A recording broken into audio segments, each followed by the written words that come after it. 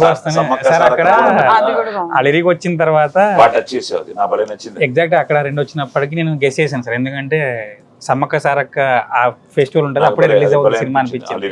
చాలా బాగుంది, మంచి కరెక్ట్ గా కుదిరింది. సార్ ఇప్పుడు బేసిక్ గా ఈ రోజు ఉగాది, ఇంకో 1 week లో శ్రీరామనవమి, నవమికి రిలీజ్ అవుతున్నాం.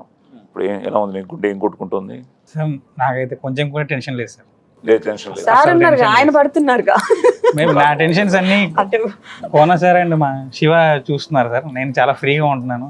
అలాగే శివ అయ్యా నీ టీం కూడా, మా టీం అందరికి ఆ శివ 100%. నేనేంటి షార్ట్ అయిపోగానే డైరెక్ట్ నుంచి చూస్తా, ఎక్కడి నుంచో శివ వస్తాడు, వచ్చి సార్ అది అంటాడు, ఓకే రెడీ